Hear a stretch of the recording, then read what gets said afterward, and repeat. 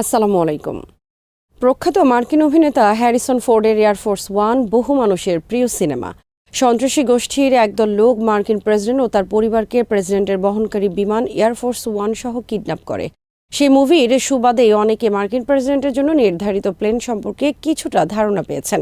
একজন প্রেসিডেন্টের দায়িত্ব পালনের জন্য যে সকল প্রযুক্তি ও সুযোগ সুবিধার দরকার হয় তার সবটাই এ বিমানে রাখা হয়েছে। কিন্তু বর্তমানে যে বিমানটি মার্কিন প্রেসিডেন্টরা ব্যবহার করছেন সেই এয়ারফোর্স ওয়ানের মেয়াদ 2024 সালেই শেষ হয়ে যাবে।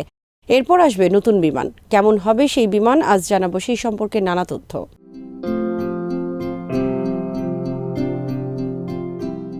যুক্তরাষ্ট্রের প্রেসিডেন্টের নতুন বিমানটি হবে সুপারসনিক প্রযুক্তির।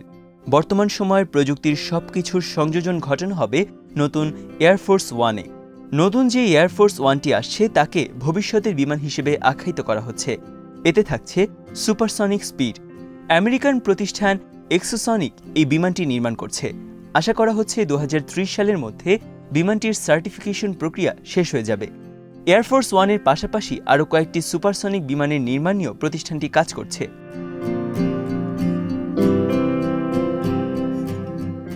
মার্কিন ভাইস প্রেসিডেন্ট, পররাষ্ট্রমন্ত্রী সহ অন্যান্য শীর্ষ কর্মকর্তারাও যেন প্রয়োজনে দ্রুততম সময়ের মধ্যে দুনিয়ার অন্য প্রান্তে ছুটে যেতে পারেন সেই বিষয়টি বিবেচনা নিয়েই কাজ করা হচ্ছে।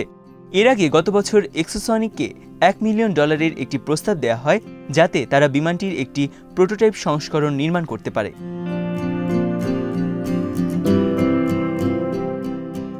এক্সোসনিকের প্রধান নকশাবিদ স্টিফানি জাহান জানান, নতুন এয়ারফোর্স ওয়ানে এমন সব প্রযুক্তি যুক্ত করার পরিকল্পনা করা হচ্ছে যা এখনো পর্যন্ত কোনো বাণিজ্যিক বা যাত্রীবাহী বিমানেও করা হয়নি।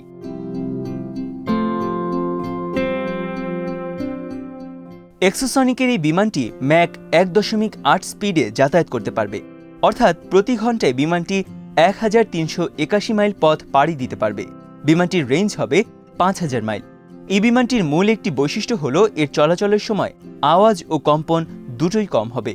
তাই বিমানটি সুপারসনিক গতিতে চললেও তাতে কানের কোনো ক্ষতি হবে না, ভূমিতে থাকা কোনো স্থাপনারও কোনো সমস্যা হবে না।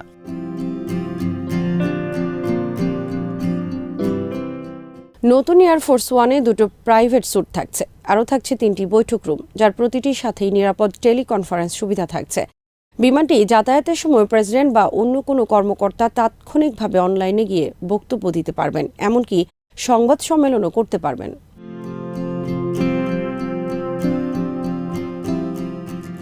বিমানগুলোর আসনগুলো চক্রাকার ধরনের হবে। যাত্রী তার সুবিধা মতো আসনগুলোকে ঘুরিয়ে নিতে পারবে। আসনগুলো হবে চামড়ার তৈরি, যার খোলসটি হবে কাঠের। অন্যদিকে ভিডিও মনিটরগুলো আসনের সাথে সামঞ্জস্য করে রোলিং করা যাবে। খাবার জন্য অথবা বৈঠকের কোনো বক্তব্য উপস্থাপন কিংবা লেখার জন্য সিটের সাথে আলাদা জায়গাও রাখা হচ্ছে।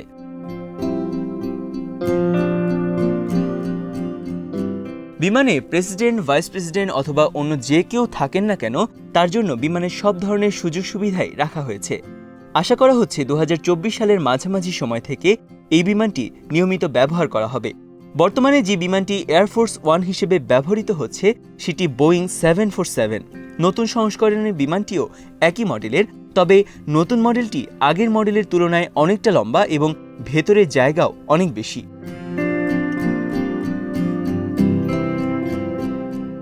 হোয়াইট হাউস থেকে প্রশাসন চালানোর সময় প্রেসিডেন্টের যা কিছু দরকার হয় তার সবকটাই থাকে এয়ারফোর্স ওয়ানে। কোনো নির্দিষ্ট প্রেসিডেন্টের জন্য এই বিমান ব্যবহৃত হয় না। বিমানটি মার্কিন প্রেসিডেন্সি এবং মার্কিন সরকারেরই প্রতিনিধিত্ব করে। এয়ারফোর্স ওয়ানটি যুক্তরাষ্ট্রের মানুষের আশা আকাঙ্ক্ষা আর গর্বের প্রতীক। তবে আগের সব প্রেসিডেন্টই বোয়িং 747-এ উড্ডয়ন করেছেন তা কিন্তু নয়। কেনেথ ওয়ালশ নামের একজন লেখক Air Force one, a history of presidents and their planes নামের একটি বইও লিখেছেন। বইটি থেকে জানা যায় সাবেক প্রেসিডেন্ট ট্রুম্যানের সময় মার্কিন প্রেসিডেন্টের বিমানের নাম ছিল দ্য ইন্ডিপেন্ডেন্স। ট্রুম্যান এমনভাবে বিমানটির নকশা করেছিলেন যেন বিমানটিকে ঈগল পাখির মতো দেখায়। ঈগলের মতো করে বিমানটির লেজে পালকও সংযোজন করা হয়।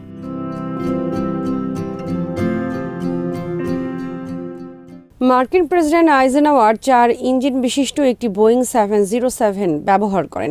প্রেসিডেন্ট কেনেডির সময় এসে বিমানটিকে সাদা আর নীল রঙে সুশোভিত করা হয়। এখনও অবধি মার্কিন প্রেসিডেন্টের বিমানে এই দুই রঙের আধিক্য দেখা যাচ্ছে। কেনেডির সময়ে প্রেসিডেন্টকে বহনকারী বিমানের নামকরণ করা হয় এয়ারফোর্স ওয়ান।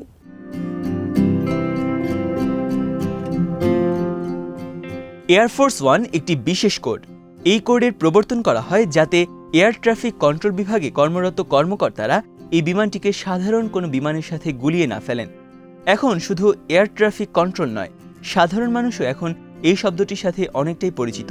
কেনেডি 4 ইঞ্জিনের বোয়িং 707-এর যে এয়ারফোর্স ওয়ানটির ব্যবহার করেন তা 1959 থেকে 1990 সাল পর্যন্ত ব্যবহৃত হয়।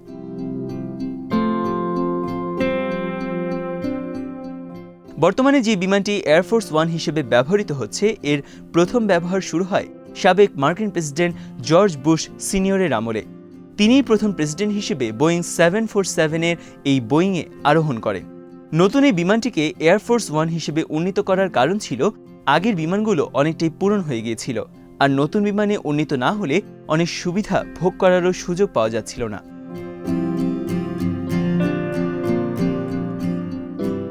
নতুন বোয়িং 747-এর ইঞ্জিন ছিল আগের বিমানের চেয়ে অনেক উন্নত, আর এই বিমানটিতে আধুনিক প্রতিরক্ষা কৌশল ও যোগাযোগের ডিভাইসগুলো সংযোজন করা হয়েছিল।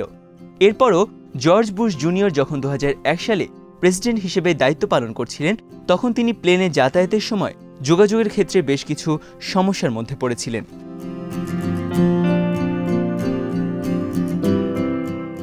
কেনেথ ওয়ালশ তখন ইউএস নিউজ এবং ওয়ার্ল্ড রিপোর্টের রাজনৈতিক বিশ্লেষক পদে চাকরি করতেন। সেই সুযোগে 2001 সালে এবং আগে ও পরে বেশ কিছু সময় তিনি অনেকবার এয়ারফোর্স ওয়ানে ওঠার সুযোগও পেয়েছিলেন। তিনি তার অভিজ্ঞতা থেকে বলেন, 2001 সালে টুইন টাওয়ার হামলার পর জর্জ বুশ প্লেনে যাতায়াত করার সময় বেশ কয়েকবার তার ফোন কেটে গিয়েছিল। তখন তিনি এয়ারফোর্স ওয়ানের নেটওয়ার্ক এবং যোগাযোগ প্রযুক্তি আরও উন্নত করার নির্দেশনা প্রদান করেন। এরপর এয়ারফোর্স ওয়ানে বেশ কিছু নতুন ও সর্বাধুনিক প্রযুক্তি যুক্ত করা হয়।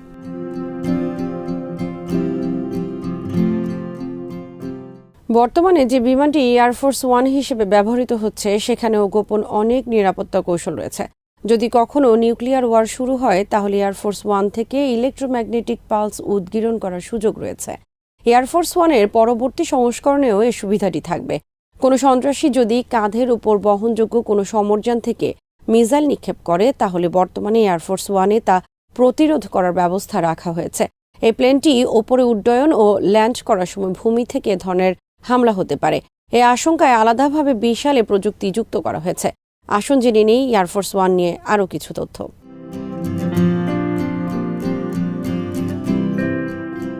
এয়ারফোর্স ওয়ানের প্রতিরক্ষা কাঠামো নিয়ে মার্কিন সেনাবাহিনী ও প্রতিরক্ষা সংস্থাগুলো কখনোই খুব বেশি মুখ খুলতে চায় না, কারণ অন্য কোনো দুষ্কৃতীর কাছে এই বিমানের বিষয়ে তথ্য যেন চলে না যায়, এই আশঙ্কা থেকেই এয়ারফোর্স ওয়ানের নিরাপত্তার ইস্যুটি সবসময় আড়াল করে রাখা হয়।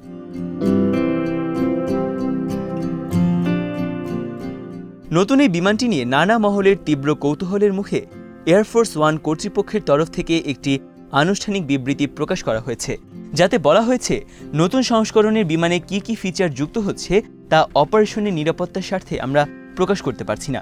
তবে আশা করা যায় এতে ইলেকট্রিক্যাল পাওয়ারের উন্নত সংস্করণ থাকবে মিশন কমিউনিকেশন সিস্টেম, একটি পূর্ণাঙ্গ মেডিকেল ফ্যাসিলিটি, বিলাসবহুল ইন্টেরিয়র, থাকবে একটি আত্মপ্রতিরক্ষা সিস্টেম এবং যে কোনো অবস্থায় ভূমিতে হামলা করার মতো প্রতিরক্ষা সরঞ্জামাদি।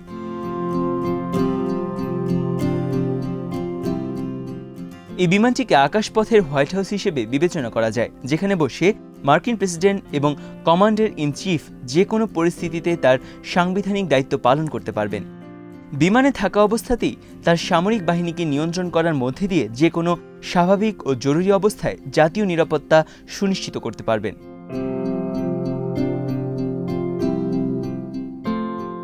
2024 সালে বহরে যুক্ত হতে যাওয়া এই বিমানটির বাইরের রং সাবেক প্রেসিডেন্ট ডোনাল্ড ট্রাম্প লাল, সাদা ও নীল ডিজাইনে করার নির্দেশনা দিয়েছিলেন। প্রেসিডেন্ট কেনেডির সময় থাকা সাদা ও নীলে এয়ারফোর্স শোভিত হলেও প্রেসিডেন্ট ট্রাম্প এতে লাল রঙও যুক্ত করেন। বাইডেন প্রেসিডেন্টের চেয়ারে বসে ট্রাম্পের সেই সিদ্ধান্ত বাতিল করে দিয়ে আগের রং বহাল রাখেন। ধারণা করা হচ্ছে বর্তমান এয়ারফোর্সকে হটিয়ে সেই জায়গায় নতুন সংস্করণের এয়ারফোর্স ওয়ান ব্যবহার শুরুর এই প্রক্রিয়ায় সর্বমোট $5.3 বিলিয়ন ব্যয় করা হবে। এই বিপুল বাজেটের মধ্যে শুধু বিমান তৈরি নয়, বরং নতুন বিমানটির পরীক্ষা, প্রশিক্ষণ এবং আনুষঙ্গিক সামরিক কাঠামো নির্মাণও অন্তর্ভুক্ত করা হয়েছে।